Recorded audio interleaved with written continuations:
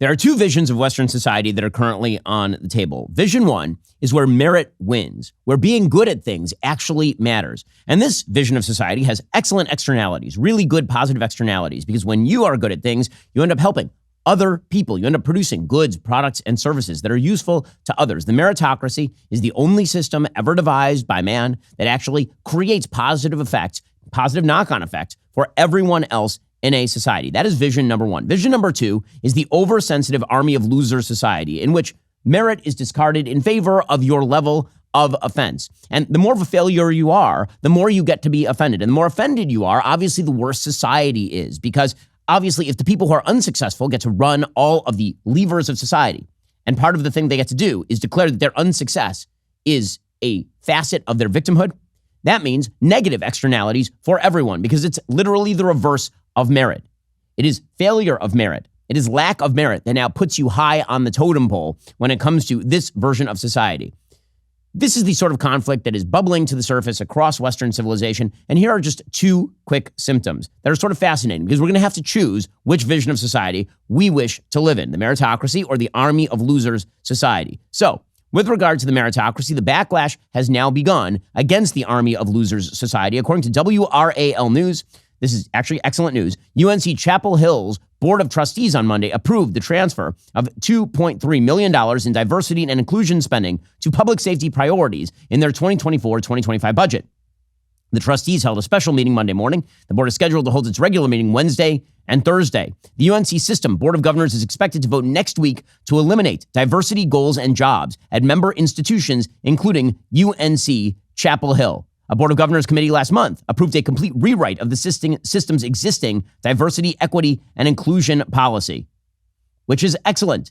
They are saying no longer are we going to craft all of our systems around the false, pernicious lie that all disparities are because of societal exploitation and discrimination. Instead, we're going to do away with all of that, and we're going to go straight back to a meritocracy. We're not spending taxpayer money on it. We're not spending tuition money on it. We're done. That is the way that society needs to move if you wish to have a successful meritocracy, a successful society with excellent knock-on effects and an ability to build for the future. According to one of the members of the Board of Trustees, Dave Boliak, he said, "I think DEI is divisive. I don't think it's productive. I don't think it gives a return on investment to taxpayers and to the institution itself." Boliak said that conversations about increased funding for public safety began after the on-campus shooting death of a professor beginning at the 2023-2024 school year, and so did these on-campus protests in support of Hamas. So they are moving all of their funding away from DEI and toward campus safety, which makes perfect sense. Obviously, the professoriate is really upset about all of this. All of these people have made their money on the back of DEI anti-meritocracy. Beth Morocco, an assistant professor in the Department of Health Behavior and chair of the faculty, said, quote, "Frankly, I was stunned. I've heard from faculty who are very concerned, because they see value in what we're doing to increase equity and inclusion on campus."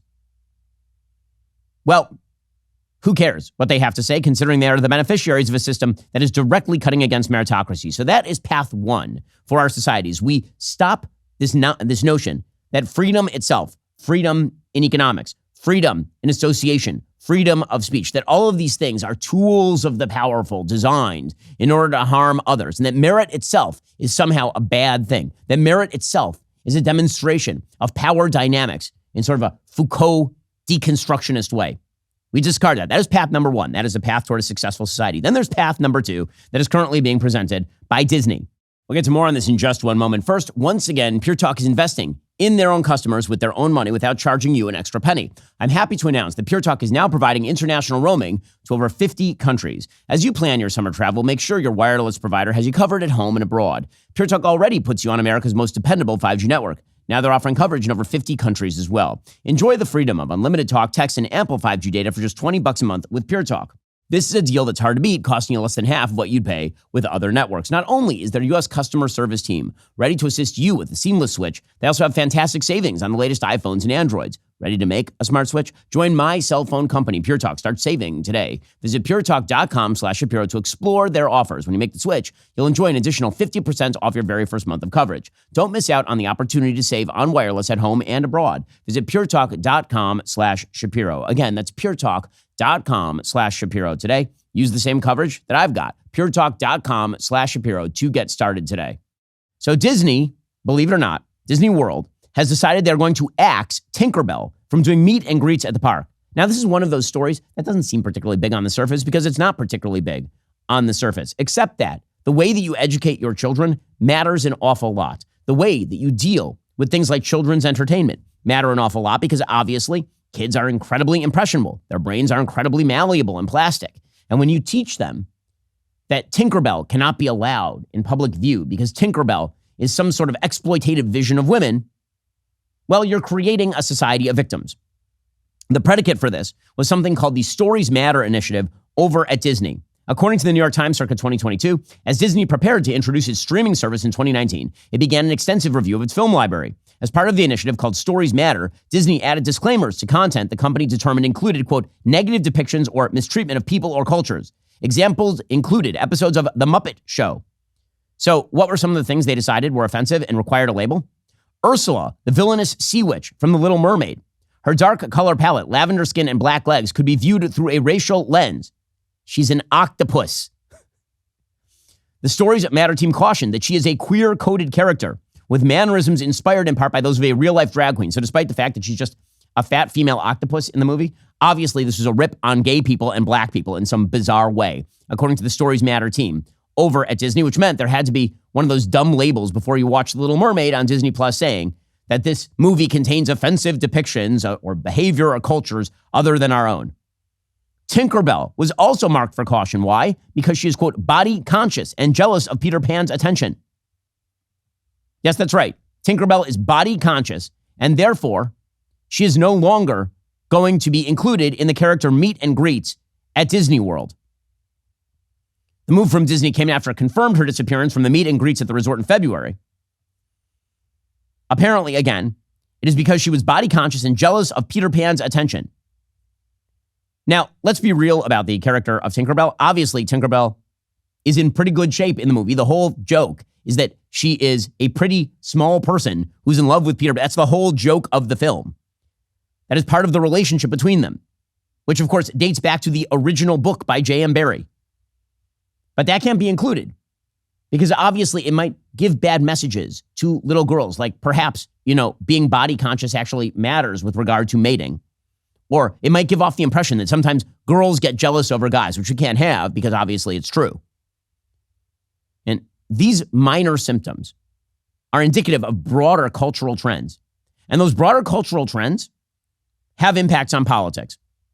Because again, when you have the army of losers mentality versus the meritocracy, eventually the meritocracy is going to stand up and roar. Because it turns out that the meritocracy is responsible for the success and health of any vital society. The meritocracy is created by and benefits the lions of society, the strongest people when it comes to any merit-based activity. Those are the people who are the drivers of growth.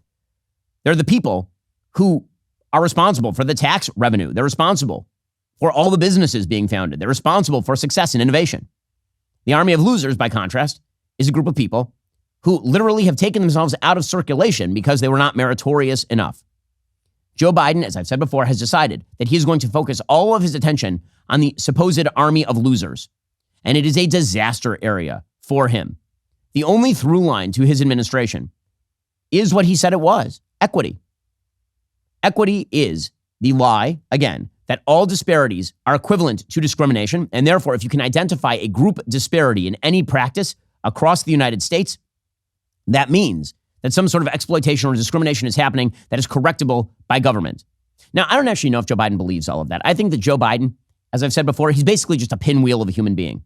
He just moves in whatever the direction he thinks the winds are moving inside of his own party. But the direction inside the Democratic Party is toward the anti-meritocracy. And guess what? Most Americans, we like the meritocracy.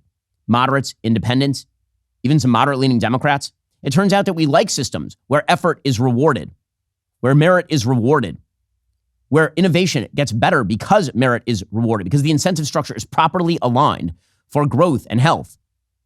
And this is why Joe Biden is collapsing in the polls. Yesterday, Harry Enten of CNN, he was analyzing a New York Times poll that we went over yesterday that shows that Joe Biden is down in pretty much every swing state. Even in the one swing state where he's up in Michigan, he's up by like 1 point in that New York Times Siena College poll. These are terrible numbers for him. Here is Harry Enten pointing out that Joe Biden is in a world of hurt.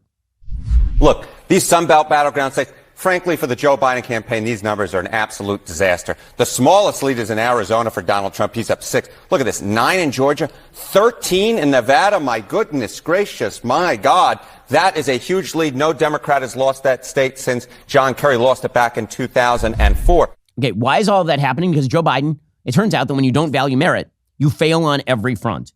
On every front. When you equate success with exploitation, you end up benefiting policies that suck. And that's true everywhere. It's true from immigration to social policy to the Middle East to the economy.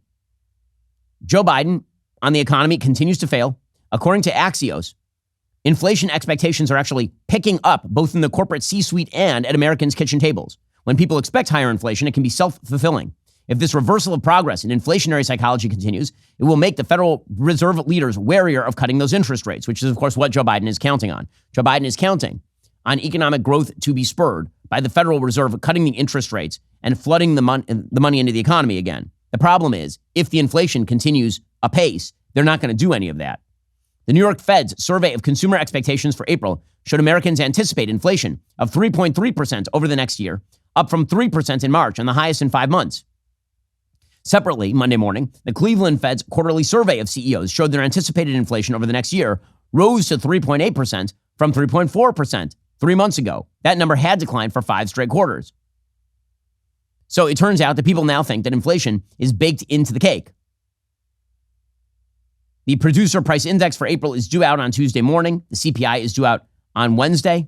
But the bottom line is that even if inflation were to level off even a little bit, you've had now 3.5 years of massive inflation under Joe Biden, and that is already baked in. Those prices are not coming down. You're not going to get a deflation in which milk is suddenly cheaper at the supermarket.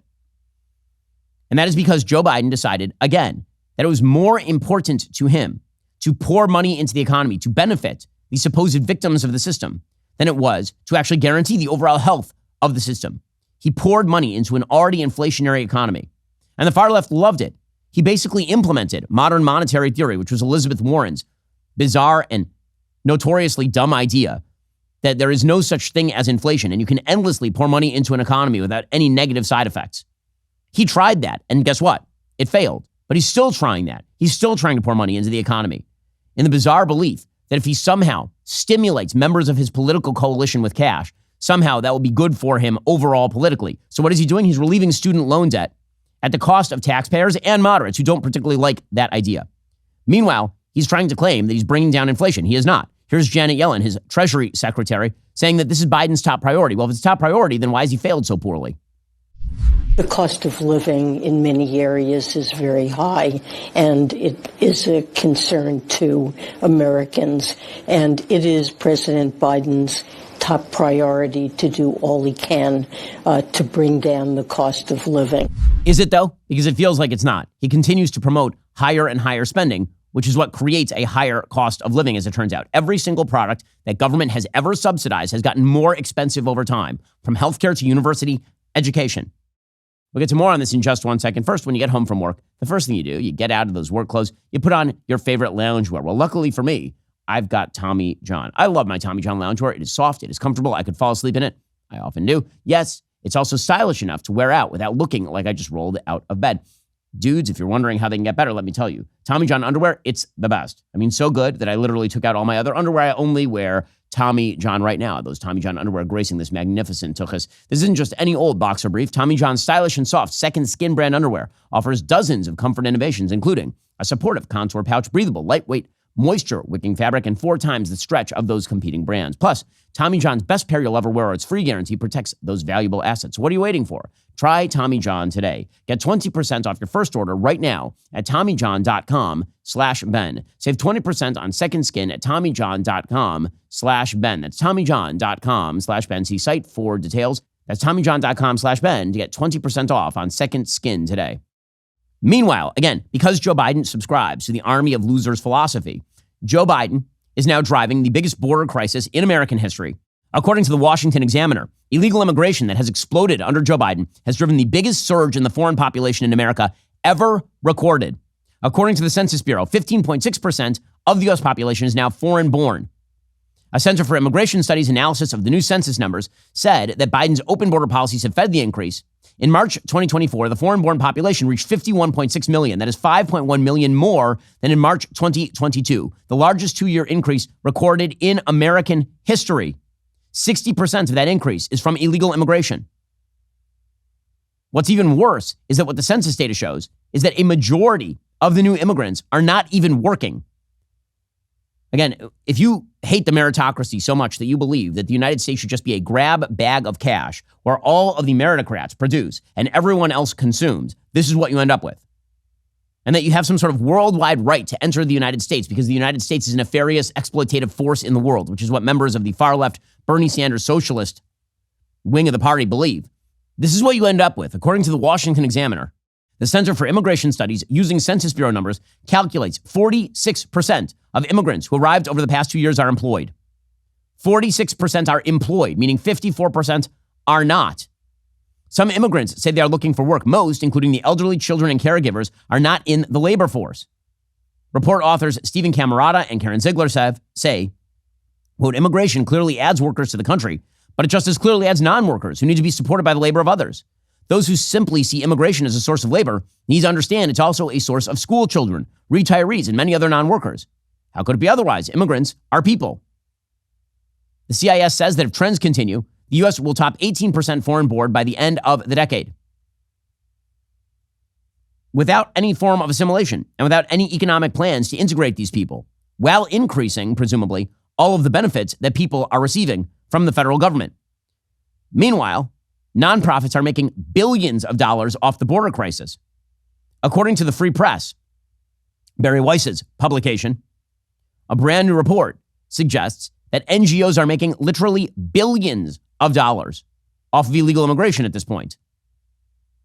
Quote, the Free Press examined 3 of the most prominent non-governmental organizations that benefited: Global Refuge, Southwest Key Programs, and Endeavors, Inc. These organizations have seen their combined revenue grow from $597 million in 2019 to an astonishing $2 billion by 2022. The CEOs of all 3 nonprofits make more than $500,000. The chief executive of Southwest Key makes more than $1 million. So what exactly are the services being offered by these NGOs? Endeavors uses taxpayer funds to offer migrant children pet therapy, horticulture therapy, and music therapy. In 2021 alone, Endeavors paid Christy Merrill, a music therapist, $533,000. This is insane. Again, Joe Biden paying off all of his buddies with your taxpayer dollars.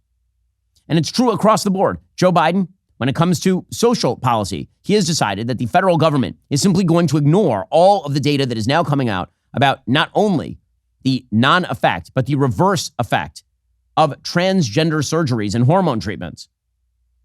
All of this is now coming out in Britain to such an extent that it's basically been banned for people under the age of 18. And yet Joe Biden is still fighting tooth and nail to ensure that kids can be mutilated. According to the New York Times, after 30 years as one of England's top pediatricians, Dr. Hilary Cass was hoping to begin her retirement by learning to play the saxophone. Instead, she took on a project that would throw her into international fire, reviewing England's treatment guidelines for the rapidly rising number of children with gender distress known as dysphoria. The National Health Service asked Dr. Cass to independently evaluate how the agency should proceed.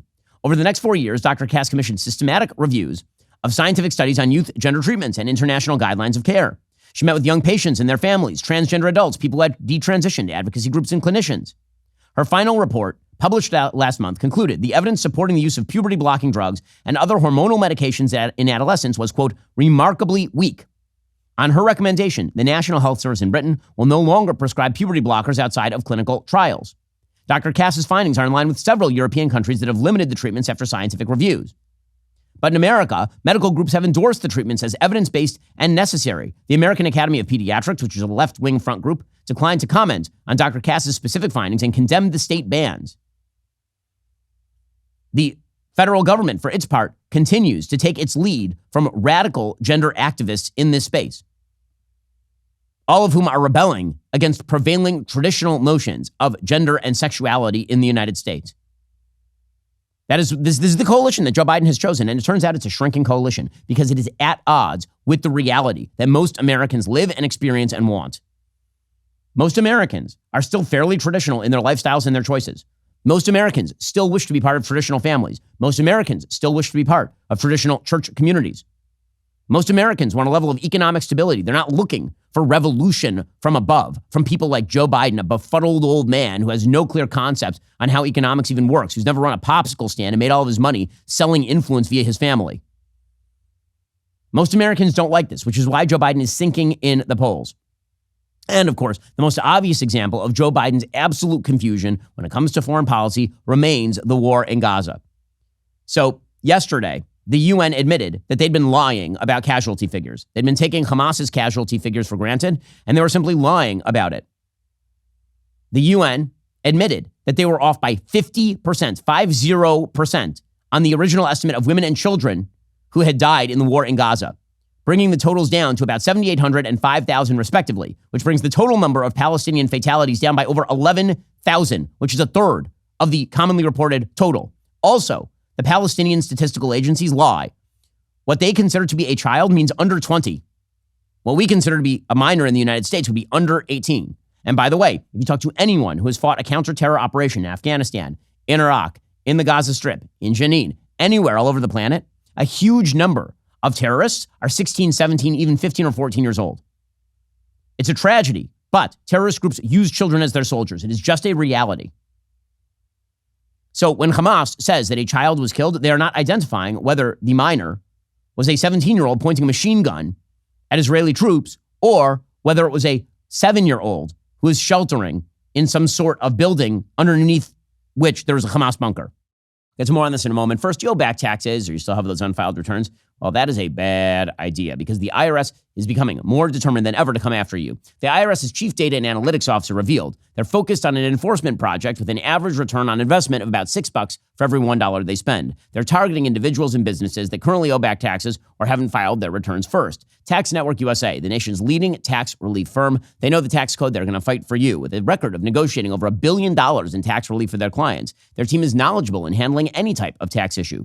Whether you owe 10 grand or 10 million bucks, they can help. Even if you don't have all your personal or business records from over the years, they can get you filed up to date. Facing the IRS without a professional, not a smart move. Contact Tax Network USA for the best strategic advice to help reduce or even eliminate that tax debt. Call today, 1-800-245-6000, or visit their website at tnusa.com/Shapiro. They'll give you a free private consultation on how you can settle your tax debt today. That's tnusa.com/Shapiro. Again, tnusa.com/Shapiro. Go check them out right now. As Seth Mandel points out in Commentary Magazine, it is possible, perhaps even likely, that the Israeli Defense Force has achieved a civilian to combatant casualty ratio of around 1.5 to 1, an unheard of level of precision in civilian protection in urban warfare. So where are the other 11,000 casualties? According to Hamas, they were based on media reporting. So they didn't actually look at the corpses. They just reported. And again, there have been people who've been looking at the statistical tabulations Hamas is doing, and they say they're clearly falsified. They're rising in arithmetic ways that do not mirror reality. As Mandel points out, the Biden administration and the UN were both well aware of Hamas's method of fabrication, which means President Biden has been knowingly using false numbers to crucify Israel in the court of public opinion and to justify withholding weapons from our ally during wartime. Again, do you understand how insane that is? That Israel, if these statistics are correct, the new statistics provided by the UN, that Israel's ratio of terrorists to non-terrorists killed is 1.5 to 1 in an urban war in which Hamas is deliberately hiding in civilian populated areas? That's literally unprecedented. There is no precedent for that sort of kill ratio in a war in an urban area. No precedent at all. And Joe Biden is meanwhile suggesting that Israel may be violating international law. Here is the UN attempting to spin the lie that they've been pushing out there for legitimately months at this point. This is Farhan Haq, the spokesperson for the UN, in response to a question about the revisions. Can you clarify the process for how those numbers were revised? The revisions are taken, as we, of course, in the fog of war, it's difficult to come up with numbers. We get numbers from different sources on the ground, and then we try to cross-check them. As we cross-check them, we update the numbers, and we'll continue to do that as that progresses. But it's almost half. It's pretty significant. Numbers get adjusted many times over the course of a conflict. Once the conflict is done, we'll have the most accurate figures. But we're just going with what we can absolutely confirm, which will always be the low end of what the numbers are. So in other words, you're reporting stuff that you had not confirmed this entire time and lying about it.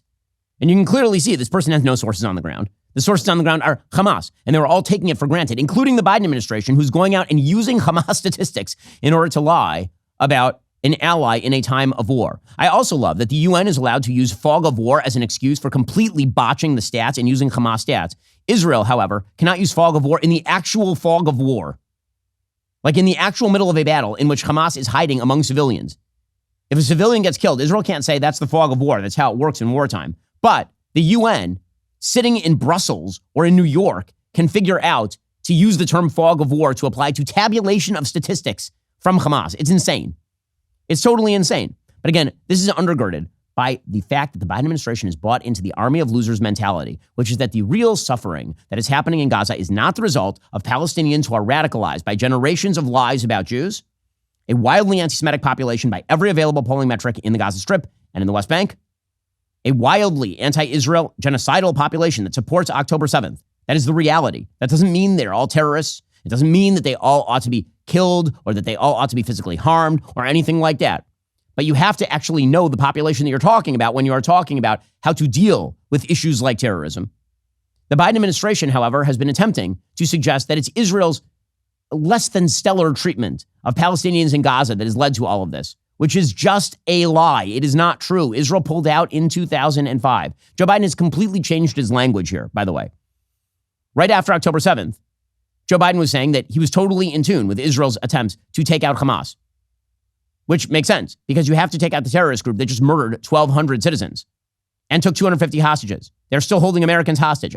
I'll keep saying that until the cows come home.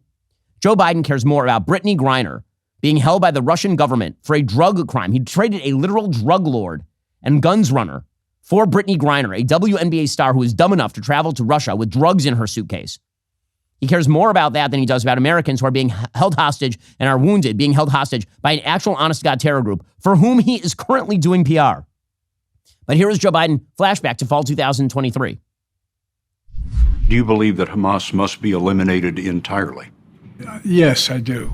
Oh, remember that time? Well, now they no longer believe that. So now the Biden administration is like, well, that's not possible. You can't eliminate Hamas entirely.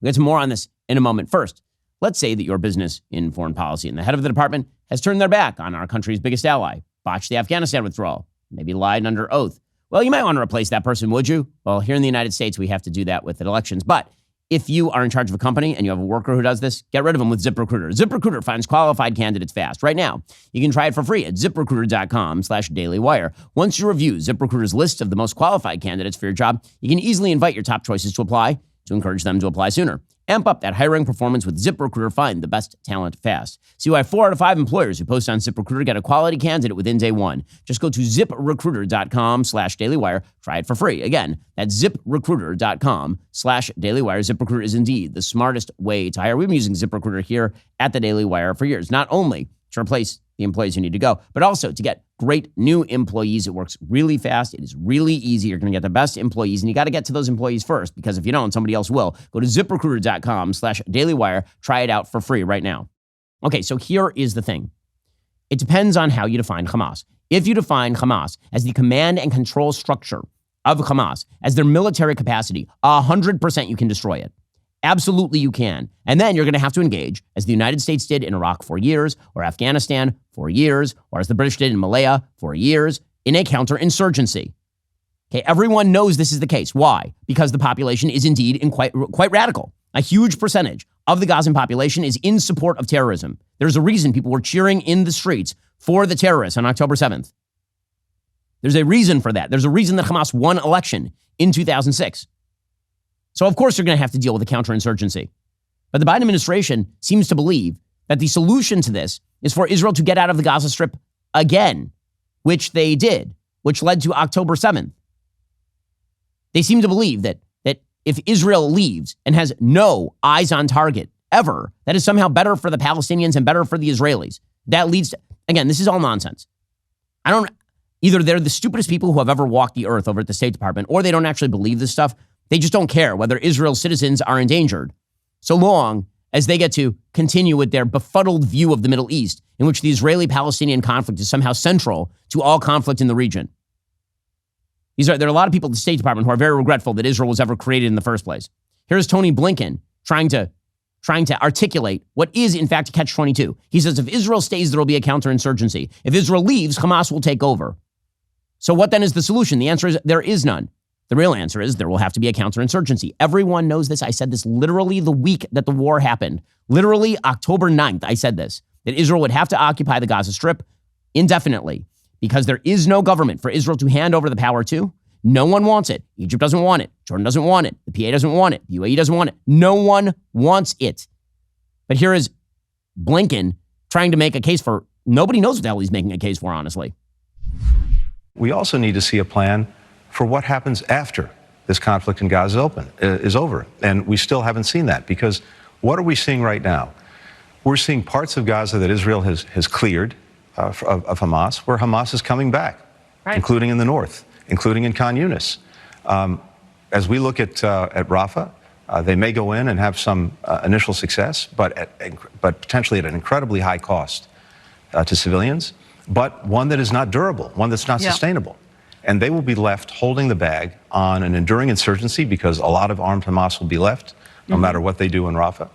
Or if they leave and get out of Gaza, as we believe they need to do, then you're going to have a vacuum, and a vacuum that's likely to be filled by chaos, by anarchy, and ultimately by Hamas again. So he just says, if they get out of Gaza, as we believe they should do, Hamas will take over again. So why do you believe they should do that, you idiot? You literally just said that. I mean, it's madness what he is saying right there. And what is the implication? That Hamas, all those people are going to suddenly become peaceful and pro-Israel if Israel pulls out? They tried this for 20 years. Again, if you think that Israel would not gladly hand over the Gaza Strip to any of the surrounding peace partners that it has in the region, of course Israel would. By the way, Israel has known this for literally decades. In 1967, during the Six-Day War, there was an open debate inside Israel over whether they should even attempt to take the Gaza Strip. The only reason they did is because Egypt forced their hand. They wanted to leave it in the hands of Egypt in 1967. It was pushed for by Moshe Dayan, who was the chief general in Israel's army at the time. It's all crazy talk. And again, there's no one to pick up the pieces here, because no one wants control of a population that is this radicalized. The UAE, for example, which is one of the Abraham Accord partners, they lashed out at Israeli Prime Minister Benjamin Netanyahu on Saturday after the Israeli leader said the Gulf state could be involved in aiding a future government in Gaza after the war. Foreign Minister Sheikh Abdullah bin Zayed Al Nahyan rebuked Netanyahu in an early morning post on X, saying Abu Dhabi denounced the Israeli leader comments. The UAE stresses the Israeli prime minister does not have any legal capacity to take this step. The UAE refuses to be drawn into any plan aimed at providing cover for the Israeli presence in the Gaza Strip. He said the UAE would be prepared to support a Palestinian government that met the hopes and aspirations of the Palestinian people. But of course, that's not going to arise. So what he's really mad about is that the Israelis are saying, please help us. And they're like, we're not going to help the Israelis. Not only that, you think we want control of these people? You had your mind.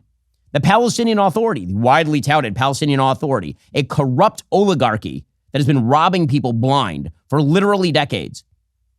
That oligarchy refused control over the Rafah crossing. According to a Palestinian official, Israel said to the Palestinian Authority, in consonance with the Americans, would the PA like to run the Rafah crossing? The United States had requested it. The PA said, no, not interested. We want no part of this. Because the PA knows that the first thing that would happen if they took over is Hamas would start killing all of them. How do they know that? That's precisely what happened in 2006, when Hamas literally went to war with the PA in the Gaza Strip and wiped them out. Meanwhile, you have former Clinton negotiators like Dennis Ross, Ambassador Dennis Ross, who again is a fool, saying, quote, one thing is clear. The fact the IDF has had to go back into Jabalia, Zaytun, and soon Khan Yunis is a reminder no plan existed for what would replace Hamas. Yes, Hamas is weakened, but without an alternative to it, it will fill the vacuum, and Israel needs an answer. Well, all ears, gang. The answer is there is no answer. My favorite fool of the day is Shadi Hamid, who's a columnist and editorial board member for the execrable Washington Post, where he claims that Israel and the United States are suppressing democracy in the Middle East because obviously democracy is the answer. The only problem with that, of course, is that the last time they tried democracy in the region, they had an Arab uprising, the so-called Arab Spring, that resulted in the Muslim Brotherhood running Egypt, Hamas running the Gaza Strip, and friendly kingdoms being threatened by takeovers of terrorist governments. Again, this notion that democracy is a cure-all, that voting precedes rights, is absolutely asinine. It doesn't follow the history of political development in literally any country. Democracy never precedes rights, ever. Rights always precede democracy. Democracy is, in fact, the last domino to topple when it comes to the establishment of things like property rights. Historically, that was true in countries that founded democracy, like, for example, Great Britain. The Magna Carta was a deal between the oligarchs and the king. It took centuries before Parliament had actual power in Britain. This bizarre notion that you can transplant institutions of democracy into soil that is filled with people who love terrorism is totally crazy. And yet that's what Shadi Hamid is saying. He says the promise of authoritarian stability is false. Authoritarian regimes only seem stable until they're not. They are fierce but brittle. That brittleness becomes obvious after the fact. Like administrations before Biden conflates quiet with stability. After the storm passes, it will be up to anyone who cares about the Middle East to resist the temptation to repeat old mistakes. Yes, clearly we've seen the viability of democracy in places like, say, Afghanistan, where we tried it, or Iraq, where we tried it. But according to Shadi Hamid, the true answer is to allow people in the Gaza Strip to vote again, which would have been nice, except that we pushed for a vote in 2005. Hamas was promptly elected, and then they promptly established a fascist state in the middle of the Gaza Strip, which is still overwhelmingly popular by polling data with the Palestinians. Now, that is not a soluble problem, which means that when you ask Israel for something that does not exist, you are siding with the terrorists who do exist. All right, coming up, we'll get into the most bizarre aspects of Joe Biden's plan for the Middle East. I mean, truly bizarre. First, ladies and gents, if you missed Sunday night's series premiere of the Daily Wire's first ever full-length animated sitcom, Mr. Bertram, no need to panic. Episodes 1 and 2 are now available on demand, streaming exclusively at Daily Wire Plus. Let me introduce you to Mr. Bertram. He's the no-nonsense junior high woodshop teacher, struggling to navigate a world he doesn't understand or approve of, constantly clashing with his gamer son, snowflake students, and most notably, the school's spirited Jedi officer, Karpanzi. That's, justice, equity, diversity, inclusion, in case you were wondering. Or as Adam Carolla, creator and voice of Mr. Bertram, puts it, he's an old school guy living in a new school world. Joining Adam Carolla are stars like Megyn Kelly, Roseanne Barr, Jay Moore, Tyler Fischer, Brett Cooper, Danny Trejo, and many more. Episodes 1 and 2 are streaming right now. New episodes released every Sunday exclusively at Daily Wire Plus. Don't miss out on the laughter, the lessons, and of course, the lumber. Plus, for a limited time, get 25% off all Daily Wire Plus annual memberships with code BERTRAM25 at checkout at dailywireplus.com. Hey, meanwhile, what exactly is Joe Biden's plan in Gaza? Shockingly, they seem to keep floating this idea that we should bring, like we, the Americans, should bring the Palestinians here. No, no, and no, as I have just stated. This is a deeply radicalized population. We already have enough Hamas supporters in Dearborn, Michigan. We don't need more. We don't need more protesters on college campuses burning American flags in the name of fascist ideologies. But that's what this garbage administration is now pushing. What I will say is, and I've said this many times before, in the beginning of what occurred on October 7th, we put in a plan. There were about 1,800 Palestinian Americans that were in Gaza, and we did everything that we can to get them out if they choose to, if that's something that they wanted to do, and certainly we were able to do that. As it relates to a refugee program or anything in that nature, I don't have any announcement to make, and I'll just leave it there because I want to be really mindful about that, about getting ahead of that. Does the fact that a lot of Democratic senators were sort of lukewarm on the idea make it less likely that something like that would happen? I wouldn't say that. I wouldn't say that, confirm that either way. What I will say is we don't have any announcement to make at this time, and so obviously we're going to look at everything. It is not the job of America to take in deeply radicalized populations from overseas. That is not our job. This is insane. Meanwhile, again, the Biden administration trying to buy this back a little bit because this whole switch in time on Gaza has not helped them in the polls. In fact, it continues to sink Joe Biden in the polls. It turns out that most Americans don't like Hamas very much. And actually, most Americans, by the polling data, are pretty good with Israel. They kind of like allies, particularly Democratic allies fighting terrorist countries that literally just murdered 1,200 people and took 5 Americans, among others, hostage. So now they're trying to back off of this a little bit. So Karine Jean-Pierre's like, don't worry, guys, we're just pausing one shipment. Sure, we made a big show of it, but we're only pausing one shipment. Now, again, remember, all of this could be done privately. Right? Let's say that the Biden administration even was very unhappy with Rafah. Why leak that to the press? How do you think that got to the press? That got to the press because members of the Biden administration, including top members like Jake Sullivan, undoubtedly leaked all of this information to their friends at the New York Times and the Washington Post and the AP, hoping desperately to get cover from the pro-Hamas voters in Dearborn, Michigan. Usually when you have a disagreement with an ally, it stays behind closed doors. When we have a disagreement with Britain, it stays behind closed doors. Disagreement with France tends to stay behind closed doors. When it comes to Israel, they wanted public pressure. And more than anything, they really wanted to virtue signal to a bunch of people who really don't like the West very much, but might vote for the Democratic Party. That blew back on them. And so now they're trying to, well, it's just one shipment that we're talking, just one shipment. Here's Karine Jean-Pierre. As it relates to the announcement that the president made in the interview last week on CNN, we have paused only one shipment that includes 2,000 pounds bombs, which can be very destructive in densely populated urban environments such as Rafah. You heard, obviously, Jake just speak to this. Only one shipment, no big deal. Jake Sullivan trying this routine also. He says, no one has stood stronger with Israel than we have. Actually, I can think of everyone standing stronger with Israel than deliberately undercutting them in the middle of a war. One last thing. No president has stood stronger with Israel than Joe Biden. He was the first president ever to visit Israel during wartime. He is protecting Israel at the United Nations. He mobilized a coalition to directly defend Israel against an unprecedented Iranian attack. He led the bipartisan effort to pass a supplemental that ensures Israel's defense and military edge for years to come. His commitment to Israel is ironclad. Ironclad doesn't mean you never disagree. It means you work through your disagreements, as only true friends can do. That's exactly what we've done for the past 7 months, and that's what we'll keep doing. Well, actually, that's not what you're doing. As Jake Sullivan himself said, they really don't care about the hostages at this point. So we don't know how many hostages are alive, but we're still negotiating with Hamas, of course. I cannot give you a clear number of how many are still alive because we do not have total fidelity on that, unfortunately. And it's something that we watch every single day. We know there are deceased hostages, and we know there are living hostages.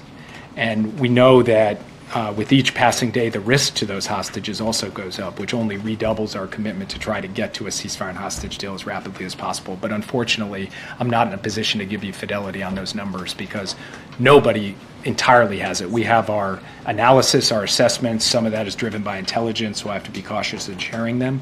But to look you in the eye and say, we know exactly how many are alive, nobody can do that for you. And yet you are putting pressure on Israel in the negotiations. Meanwhile, Benjamin Netanyahu, Prime Minister of Israel, who has been bashed much harder by this administration publicly than has the leader of Hamas. Like literally they're bashing Biden. Biden and team have been calling for the ouster of Netanyahu and equating him with an actual terror leader. Here is Netanyahu saying, these perceived tensions with the United States, those are not helping free the hostages, which of course is true. Pressure brings hostage releases, not concessions to terrorists. I worry about this perception about a breach between the United States and Israel. Well, that perception certainly doesn't help the hostage situation, certainly doesn't help stabilize the Middle East. It gives a succor to Iran and its henchmen, but it means that we have to apply the pressure even more. If the equation has several elements to it, then increase the military pressure. But ultimately, you need the victory. It's not going to you're not going to evade the need for victory. And you ask, well, what do you do when you're faced with such international pressure? I can say that in Israel's history, when faced with this kind of pressure, then leaders did what they had to do. Well, that, of course, is correct. That's what any country worth its salt would do in the face of a terror assault on literally all of its borders at this point. The fact the Biden administration continues to try and, like a pinwheel, catch the wind in its own party, it's a failure. As Nate Silver is pointing out, the fact that Joe Biden is whistling past the graveyard on all of this is totally crazy. He says Biden has been behind Trump in the polls for a year now. His approval is in the tank. Voters have been clear. They think he's too old. If Trump wins, history will not remember Biden kindly. The number of supposedly intelligent people who think, well, polls systematically underestimate Democrats now, when Trump substantially overperformed his polls in 2016 and 2020 to a much greater degree than Dems did in 2020, not even a presidential year, is mind-blowing to me. That is absolutely correct. But this goes to the absolute blindness of Democrats. They've created such a strong echo chamber for themselves that even in spite of the polling data, they're going to continue to believe that they're going to win. We'll get to more on this in just a moment. First, when we started the Daily Wire, me, Jeremy, Caleb, the biggest question mark was HR because we were focused on creating content and handling marketing and all the rest of this stuff. We didn't have the time to handle day-to-day HR tasks. Well, if that sounds like you need to talk to my friends over at Bambee. With Bambee, you're not just getting an HR manager, you're getting a dedicated partner who's available by phone, email, and real-time chat. They'll handle crucial tasks like employee onboarding, terminations, and performance reviews. With Bambee's HR Autopilot feature, you can streamline essential HR practices like employee training and feedback procedures, freeing up your time for what really matters to your business. All of Bambee's HR managers are based in the United States and can support the nuances across all 50 states. HR managers can easily cost $80,000 annually. Bambee starts at just $99 monthly. So no matter the size of your business, Bambee can work for you. Don't wait another minute. Schedule that free consultation right now by visiting Bambee.com. Right now, type Ben Shapiro under podcast when you sign up. Spelled BAMBEE.com, Bambee.com. Type in Ben Shapiro. HR is sort of the hidden part of your company that can really reach up and bite you if you don't have it taken care of. It can cost a lot of money, it can take up a lot of your time, but not if you use Bambee. Head on over to Bambee.com right now. Type Ben Shapiro under podcast when you sign up. Again, that's Bambee.com. Type in Ben Shapiro to get started. Speaking of Joe Biden's blindness here, according to Axios today, Biden doesn't believe his bad poll numbers. Neither do many of his closest advisors, according to people familiar with the matter. By the way, when you start denying poll numbers, you're in serious trouble. I remember this in 2012. There were poll numbers showing Obama beating Romney. And a lot of us who were hoping that Obama would lose kept skewing the polls and unskewing the polls. Well, no, I mean, look at no one's showing up to the Obama rallies. He's not popular. He's got a bad approval rating. But the polls said what the polls said, and the polls weren't wrong. And well, poll denial is not an actual strategy, but that's what Joe Biden is engaging in right now. According to Axios, the dismissiveness of the poor polling is sincere, not public spin. That bedrock belief has informed Biden's largely steady-as-she-goes campaign, even as many Democrats outside the White House are agitating for the campaign to change direction. Biden told donors, quote, "While the press doesn't write about it, the momentum is clearly in our favor, with the polls moving toward us and away from Trump." He says the polling data has been wrong all along. Okay, if you are spending your days denying the polling numbers, then you got a problem. And that's what Joe Biden is doing. Some Democrats think the Biden team is in denial about the polling and sleepwalking into defeat. Yeah. But again, this is what happens when you have an echo chamber that's strong. An amazing story about this echo chamber is the story of Jen Psaki's new book. So Jen Psaki is the former White House press secretary before the absolutely terrible at her job, Karine Jean-Pierre. So she has a brand new book out. In her new book, Say More, she claims that President Biden never looked at his watch during the ceremony for soldiers killed during the U.S. withdrawal from Afghanistan in 2021. Now, that's a lie. It was perfectly obvious that he was looking at his watch. There are literal pictures of him looking at his watch in the middle of the event. In her new book, she writes, quote, "The president looked at his watch only after the ceremony had ended. Moments later, he and the first lady headed toward their car." She said that Biden's critics were engaged in misinformation. But, of course, that's untrue. There are two separate photos of Biden looking at his watch twice, 10 minutes apart. So now she's saying that she's going to change the book and they're going to change the account. According to Axios, Psaki's account is part of a larger pattern of Biden officials trying to recast the administration's handling of the Afghanistan withdrawal. Last year, when a reporter asked White House spokesperson John Kirby about the chaotic process of evacuation, Kirby defended the work of U.S. officials on the ground and said, quote, "For all this talk of chaos, I just didn't see it, not from my perch." The reason that the Democrats believe they can get away with this is because for literally decades, the mainstream media have covered for them on all this stuff. The presence of the internet means they can no longer get away with it. But in that echo chamber, bubble, that is now hardened into a nuclear silo of misinformation for Democrats, in which they believe that polls no longer matter, in which they believe that dissent from outside sources is all misinformation. That's wrong, and they're going to pay the price at the polling places on Election Day for all of that.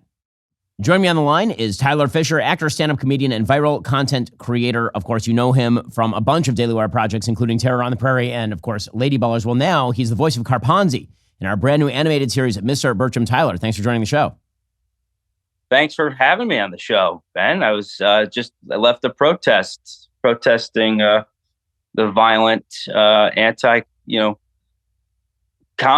comedy in the show. We're doing a protest down here in Austin, Texas. Well, I mean, I hate to take you away from your chosen profession of protesting shows that you're already on, but why don't you tell me about Mr. Bertram and the character that you play on it? Sure. Well, I play Adam's enemy, I would say.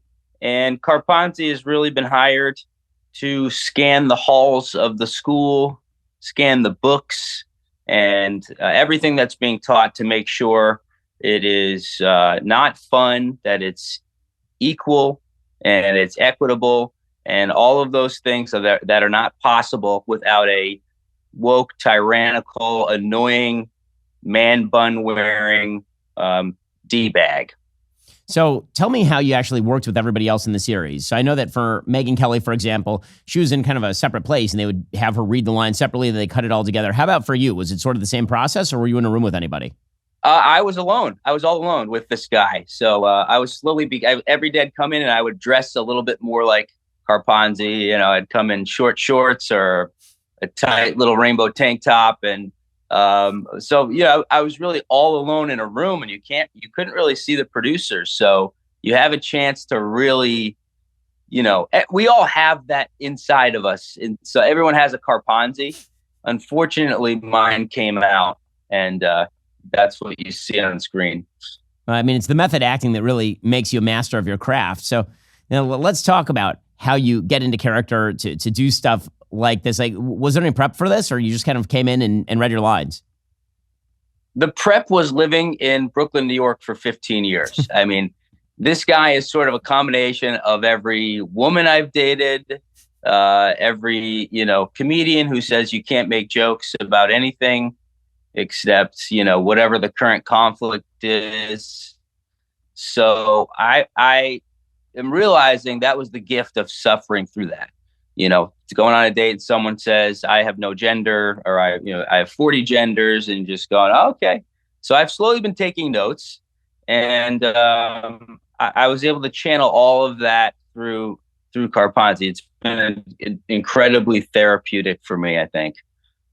So let's talk about, you know, your sort of experience in comedy. So obviously you're openly political, you're outspoken about your politics. How's that affected your career other than you're being relegated to work with us here at Daily Wire a lot? Yes, well, that my career has been affected by you guys own me now. No, I mean, I never outwardly said I had a political party, but nowadays it's no secret. You talk about it all the time. Everybody does that. The left has gone so far left that even a moderate appears right wing. So to even be mildly moderate now means you're, you know, a far right terrorist in New York City. So I've just kind of accepted it now.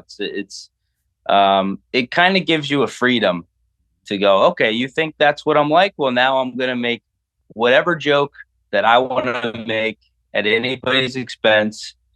And whoever's coming with me, it's like the Tom Cruise scene. You coming? Who's coming with me? And that's how I feel. It's given me incredible artistic freedom. I tour doing stand-up around the country, soon around the world. And lo and behold, in Portland, Oregon, in every little woke town, there's still hundreds, if not thousands of people that are dying to see comedy done how I would say it was done 15, 20 years ago. Well, that's Tyler Fischer. You can go check out his incredible voice work as Karpanzi in our brand new animated series, Mr. Bertram. Tyler, great to talk to you. And get back to your protest. I know you're busy today.